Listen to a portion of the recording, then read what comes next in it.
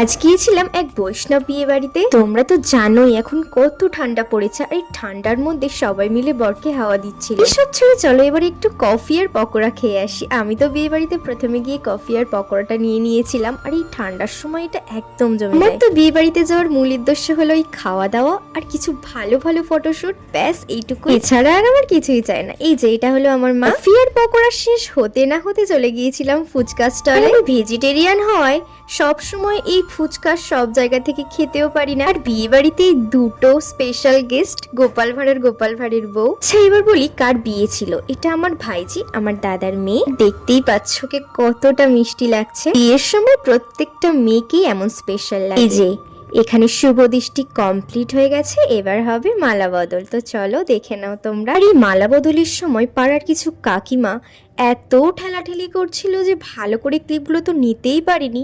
আর আমি বলবো এইসব কাকিমাদের উদ্দেশ্যে, প্লিজ তোমরা এইসব কাজকর্মগুলো করো না, কারণ একটা মেয়ের অনেক দিনের ইচ্ছা থাকে যে তার বিয়েটা সুন্দরভাবে হবে, এর মধ্যে যদি কোনো অ্যাক্সিডেন্ট ঘটে যায় তো খুবই খারাপ লাগে। এইসব ছাড়ো। আর এই দেখো মেন মেনুতে আমরা চলে এসেছি। আচ্ছা এখানে প্রথমেই দিয়েছিল চানা পনির, রাধা পল্লবী, আর তারপরে ফ্রাইড রাইসের সঙ্গে ছিল আলুর দম, তারপরে সাদা ভাতের সঙ্গে ছিল ডাল, আলু ভাজা, বেগুনি, দই পটল, পনির, চাটনি, স্যালাড, পাঁপড় ভাজা, সন্দেশ, রসগোল্লা, পান্তুয়া আর দই। দেখো এবার আমি সব আইটেম তো খাইনি, তো তোমরা বলবে যে সব আইটেম কোথায়, তো সেই জন্য আগে মেনুটা বলে দিলাম তোমাদেরকে। চলো দেখা হবে নেক্সট কোনো ভিডিওতে। তখন তোমরা ভালো থেকো, সুস্থ থেকো। হরে কৃষ্ণ।